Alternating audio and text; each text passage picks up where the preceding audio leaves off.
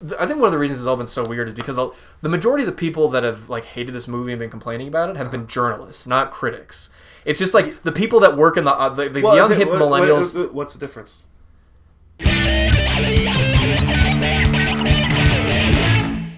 So what I'm talking about is people who their job and what they're good at, what they're known for is reviewing movies and film criticism versus somebody who their job and like what they're good at is writing about, protests in Washington D.C. Like, and these are people that I respect a lot. Like, I really enjoy their writing. Yeah. But so that's what I guess has been surprising is that like a lot of the hyperbolic stuff about like this is an affront to geek culture, that comes from people who work at Slate or work at Vox or wherever who.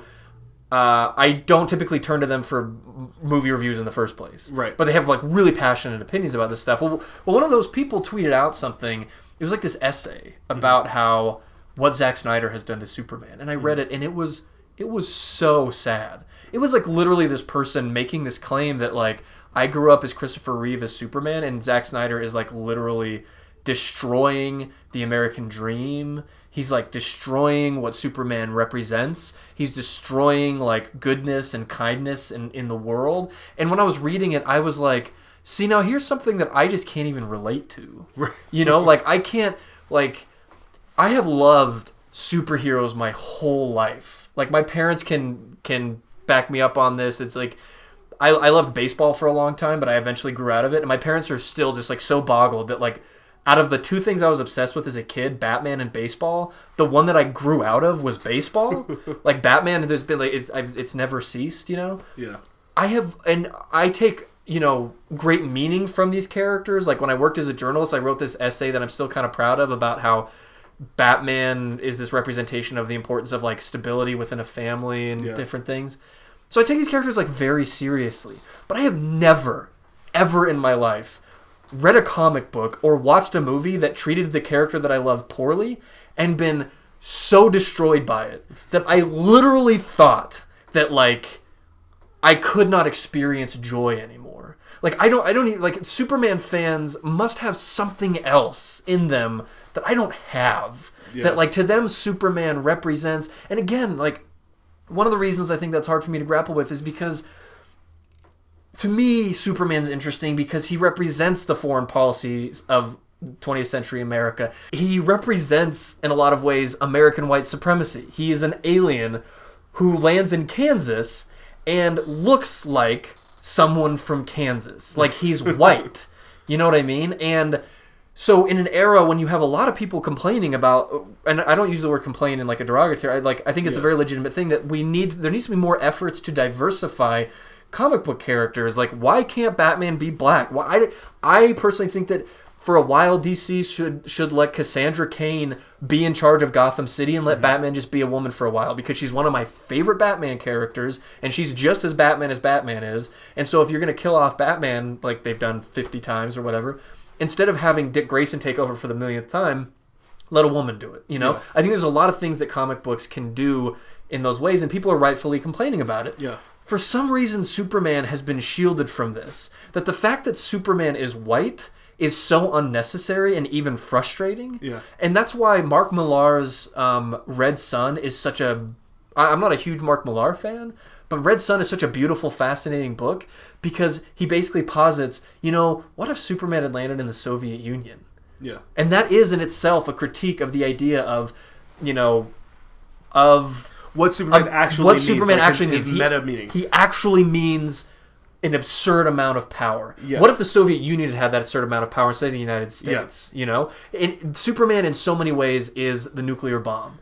Superman is white supremacy. He represents a lot of American imperialism. He represents a lot of really dark things. So it's weird to have people like to be criticizing this film from kind of a modern standpoint, and also kind of holding on to this supposed identity of what Superman is actually supposed to mean, because the actual meanings of those are actually kind of horrible.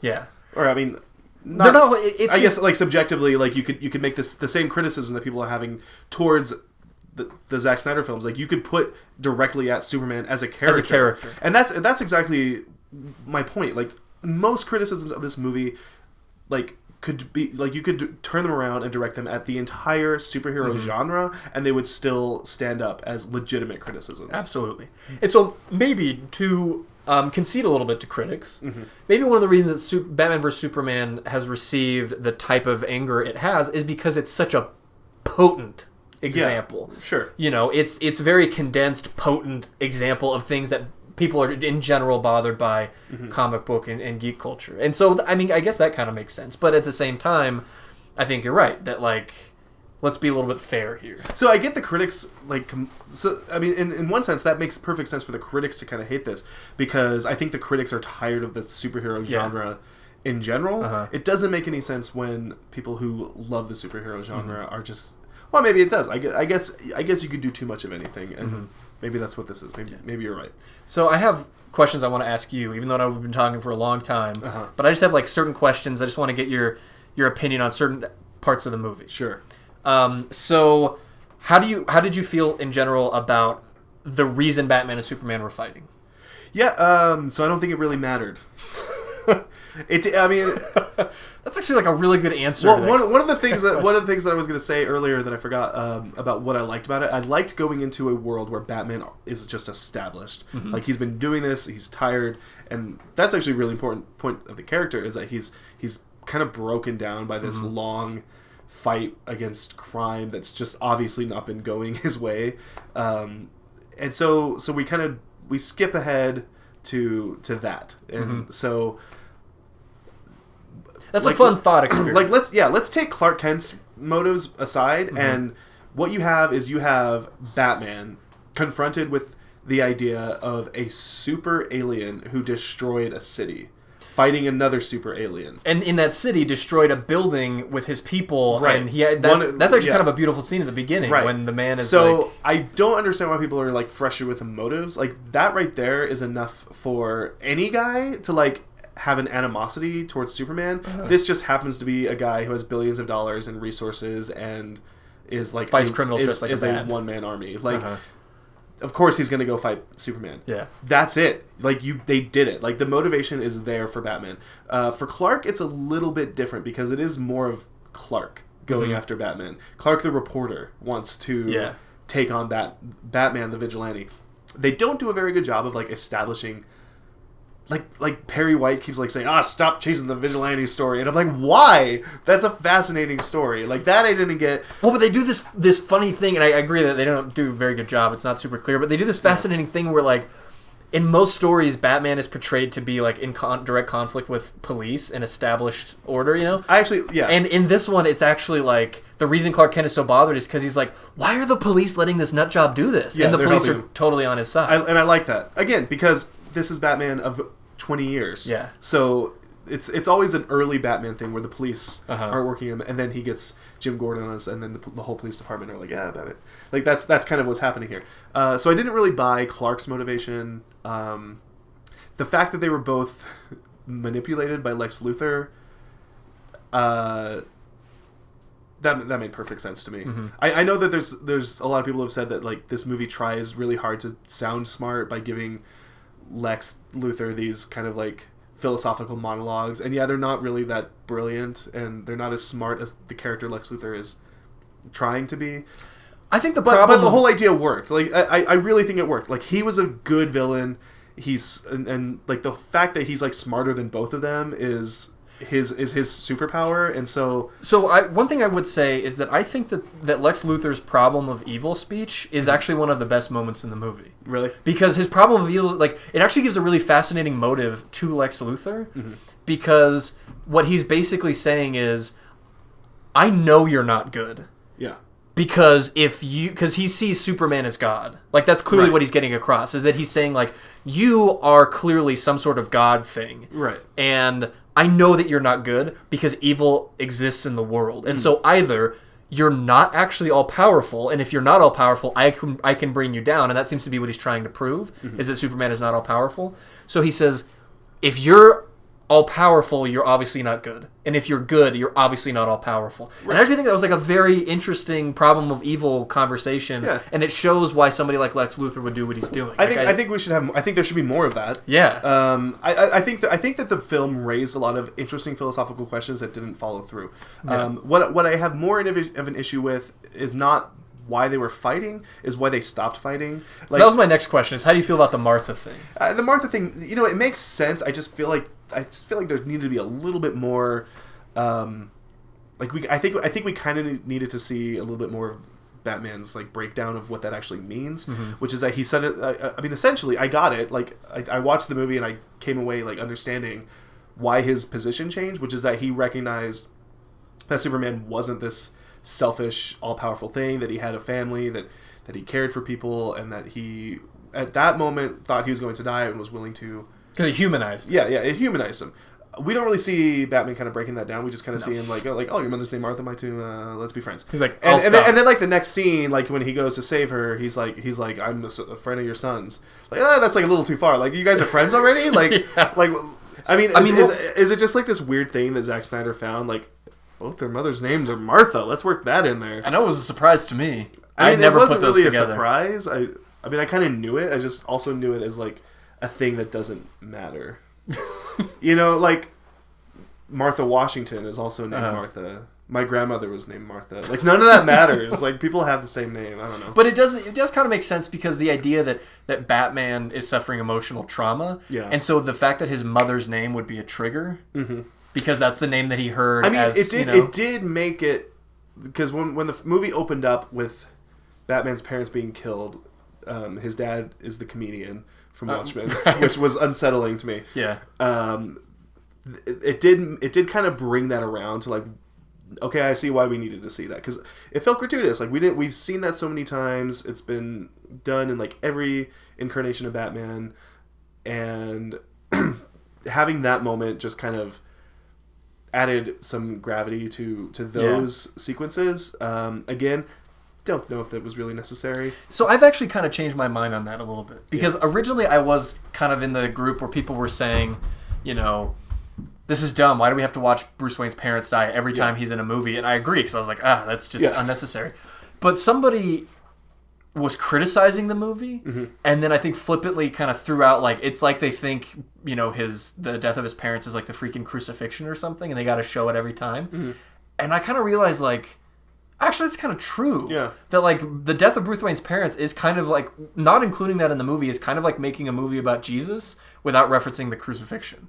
Like, that is it not only because it's, like, important to the story, but because in terms of iconography, like, that is so important. And if you're a filmmaker and you finally get we all know that Zack Snyder's been, like, probably dreaming since he was however old to make a Batman movie. And you're a filmmaker who's handed a Batman movie, you're going to want to put that scene in there. Because reinterpreting the death of Bruce Wayne's parents is like reinterpreting the crucifixion. It's the kind of thing that if you care about that character, you have your own, and his is a lot more brutal. That's real. And I think I would argue that you could take any element of the things that we ascribe to Batman and remove it, and then you could still have Batman. Like, to the point where, like, if all you're left with is a crazy guy with pointy ears who bears no resemblance to, like, to what we know as Batman, like, it would still count, with the exception of he witnessed his parents' murder. Like, that is so crucial to the character.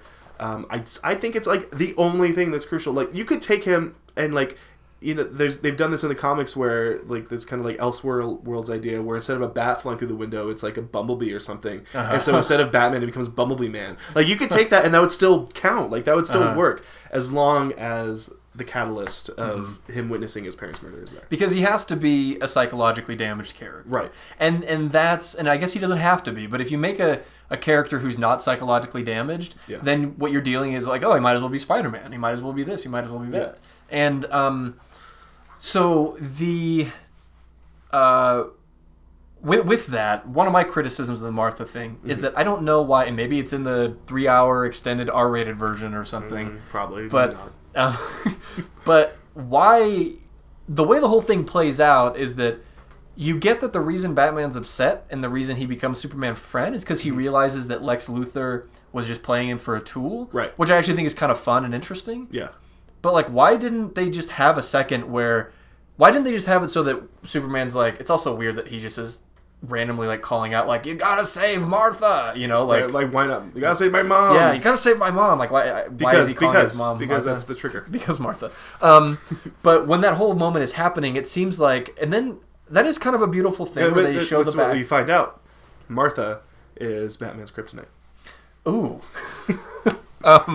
But there's I didn't mean that to be like an actual ooh. this I'll weird... The flashback scene in that moment is actually pretty beautiful, I think.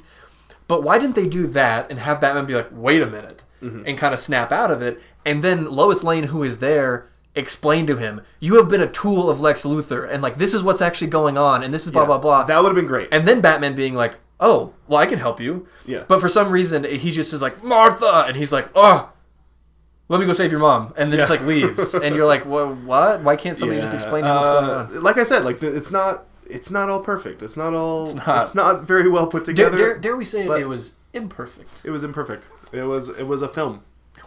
It was a silly film. It was just okay. Like, yeah, that's fine. So the next thing I want to ask about is... It's fine. Like, that's it. Like, it's just fine. It's fine.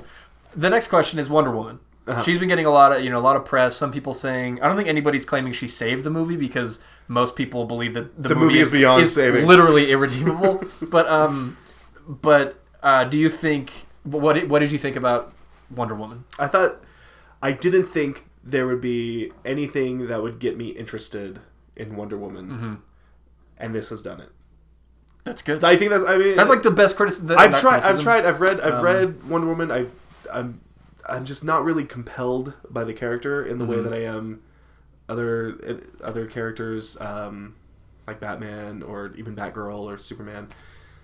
So this, just seeing her show up and just be like unquestioningly awesome was great. Her theme music helped a lot. Oh, her theme music is so good. Like, I don't know the music. Let's talk about that. How did you feel about the music in the movie in general? Oh, in general, I thought it was. I don't really put. I think I was telling you another time that I am not a big fan of film scores in general. I think that when people listen to film scores on their own, I think that's a little weird. I do that. A lot of people do it. It's fine. You can do that. I just don't get it. I wouldn't watch the film without the score. Why would I listen to the score without the film? Yeah. I think they go together. However, her music was great. I love that Superman's music. I mean, I don't love it because I think it just like dragged through a Man of Steel. That it's just that like somber like piano. Ding, dong, ding. Yeah, whatever. Whereas the Batman theme that was composed for this movie just sounds like a lot of other Batman themes. Yeah. And I feel like that's okay. Like that's so like we hear it and it's not exactly the same, but it's familiar. This is Batman. And then her theme to just kind of like knock it out of the park was because what it said in comparison to Superman was that because Superman's theme kind of like gives this like haunting kind of introspective idea of that like this is a young person growing up and he's trying to like find his place in this alien world.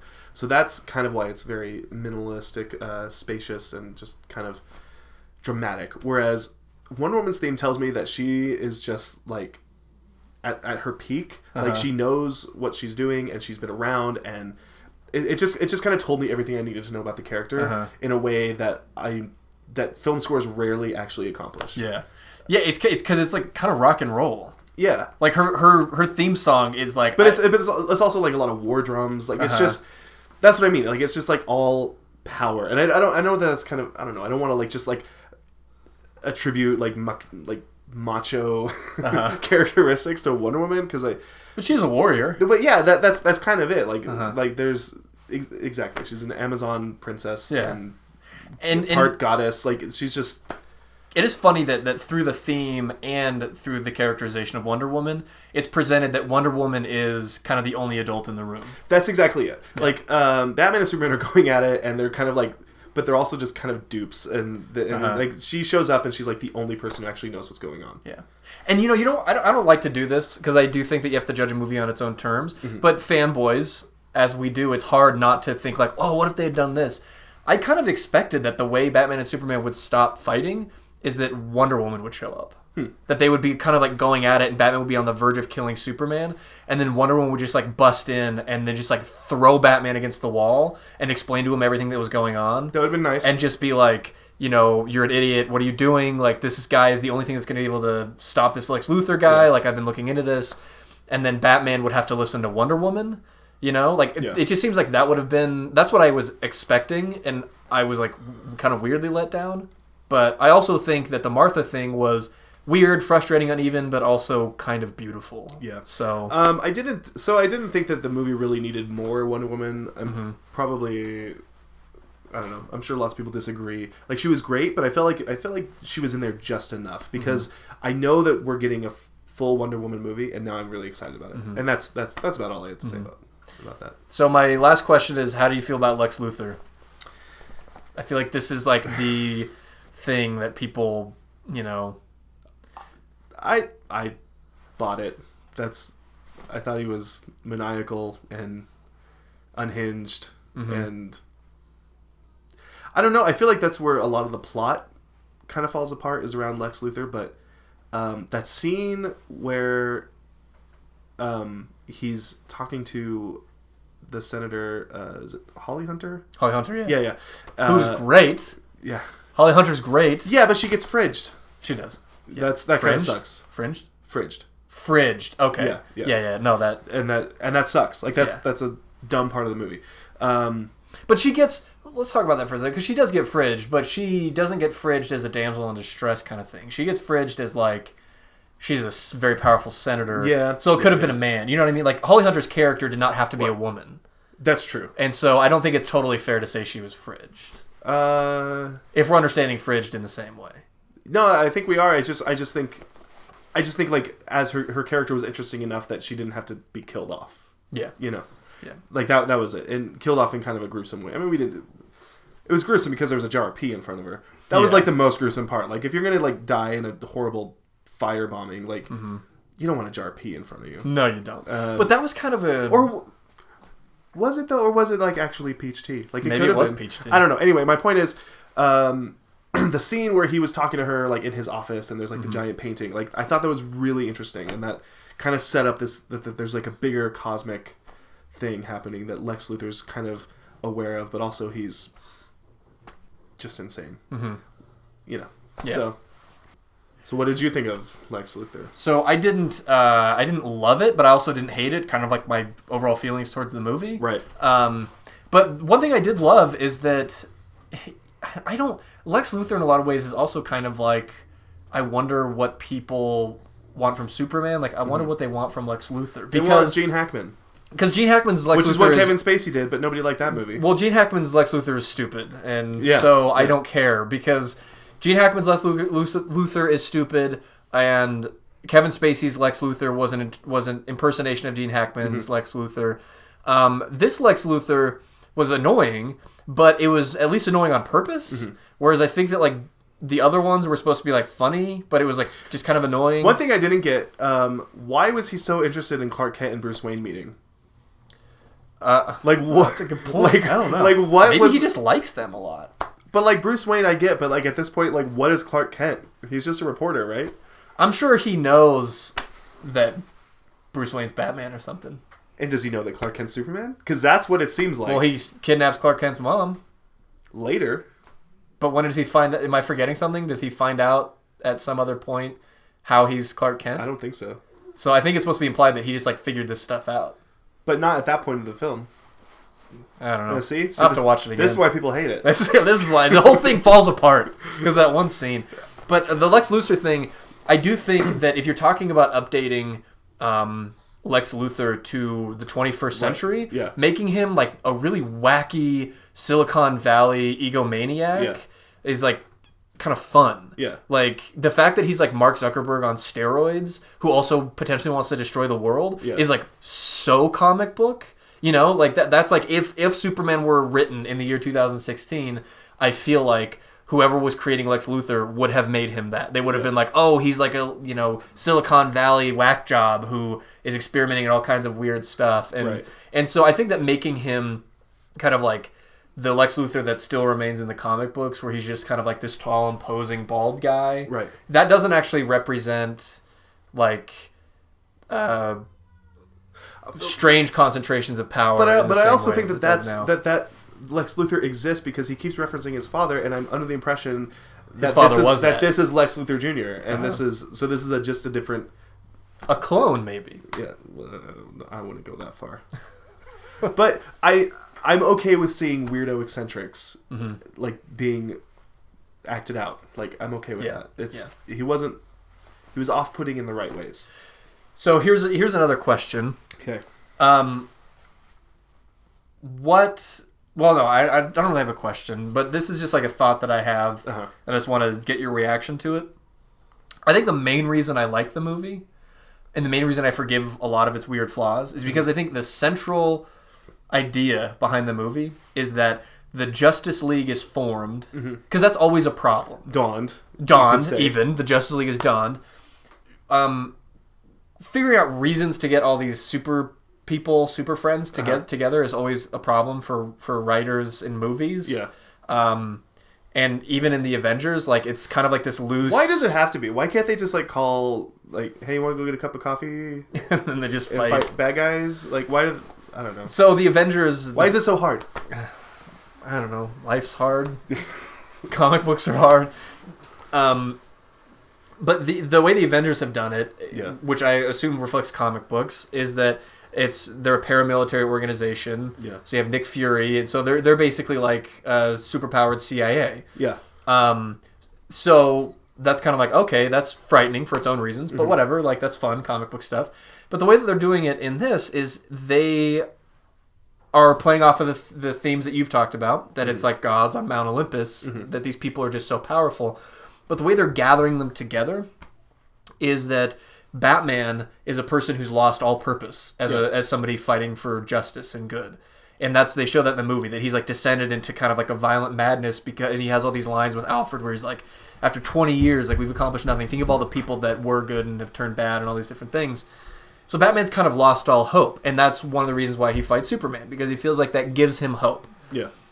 And I actually love the idea that the reason that the Justice League is formed is because Batman realizes that might give him purpose again. Purpose and meaning. Right. And so he becomes, in a way, the Nick Fury of the Justice League, and he has to go and gather. And that's why Zack Snyder has gone on record saying the Justice League movie is going to be, in a lot of ways, like a remake of The Magnificent Seven. Yeah. That it's going to be about this one soldier type person who has to go and convince everybody to help him fight so they can save a town. Yeah. And so I like that idea that the Justice League is almost like a project so that Batman won't completely lose his mind and lose faith in humanity. So that Batman won't become a villain.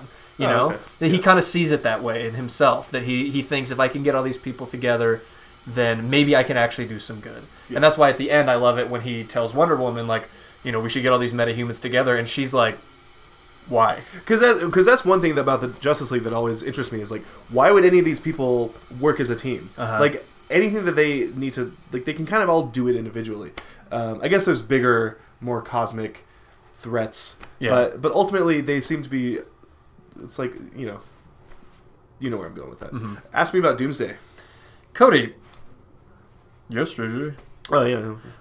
How do you feel about Doomsday? It was okay. Doomsday was probably about as good as Doomsday could be. I'm glad that, spoiler, Doomsday killed Superman. Because that's what he does. If you're going to have I mean, that should have been a huge spoiler now that I realize it after seeing the movie. When we see Doomsday in the trailer, like, duh. That's the only reason that character exists. I kind of liked...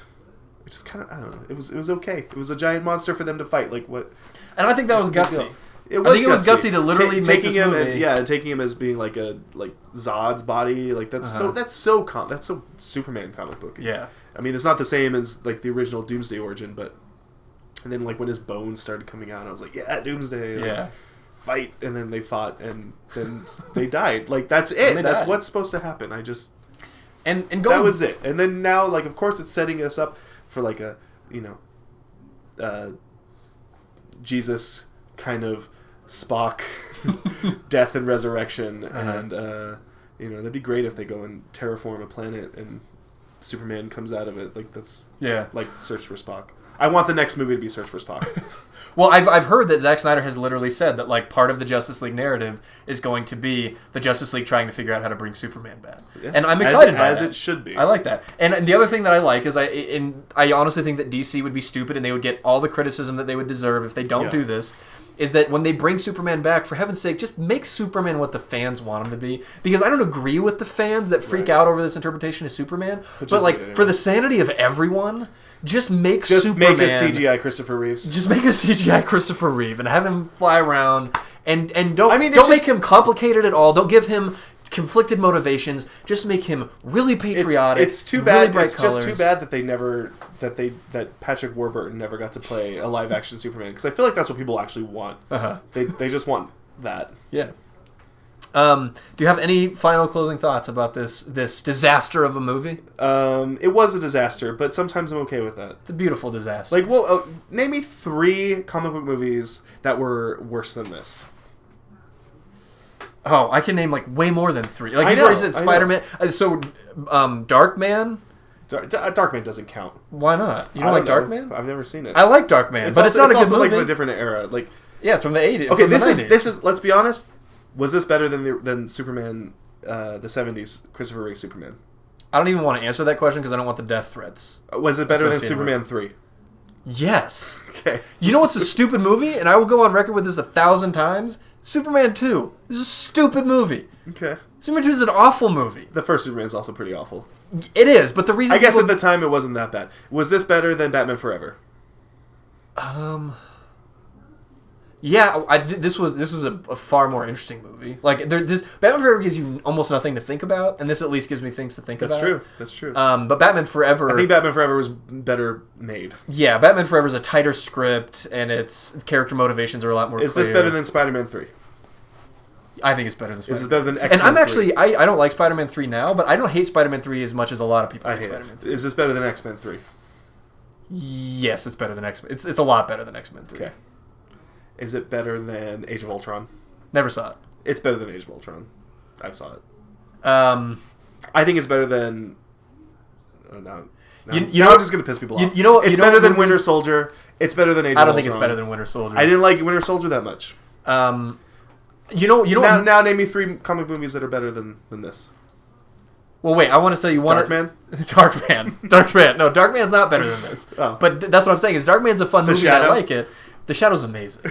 The Shadow is amazing. But The Shadow is the movie that we got because Alec Baldwin couldn't get cast as Batman. As Batman. And Alec Baldwin would have been a great Batman. Yeah. But one thing I will say is that you know a movie that came out that made a ridiculous amount of money, like an obscene amount of money, and was not very good, but for some Spider-Man reason... 3? No, Okay, well, yes, go but for some reason the internet did not have a collective meltdown over it. What? Avatar. Oh, yeah. Avatar is not a very good movie. Well, I think this movie is better than Avatar. Avatar has a narrative. The narrative of Avatar is everyone went and saw it, and then nobody remembered it because it didn't have anything that grabbed. Because the Avatar is the But most you were- bland but- movie ever. But you were gonna say that this movie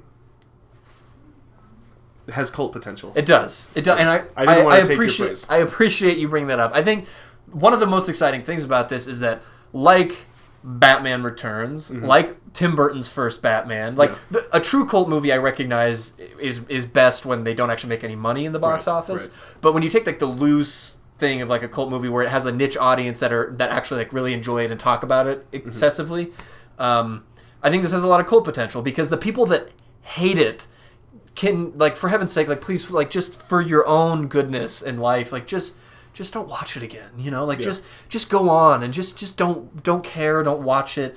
Read the Superman comic books that give you hope and pride, and just like forget that this movie ever happened. But those of us who actually enjoy the movie, like, this is the kind of movie that I would want to like have friends over and watch the 3-hour R-rated movie and then talk about it for 4 hours, and we would talk about what's stupid about it, we'd talk about what's frustrating, but we'd have fun watching it, we'd have fun talking about it. But also about what works, because And what works. at the end of the day, there are things that work. There are plenty which of is things that more than you could say for Spider-Man 3. Or lots of movies. Is this better than Superman Returns?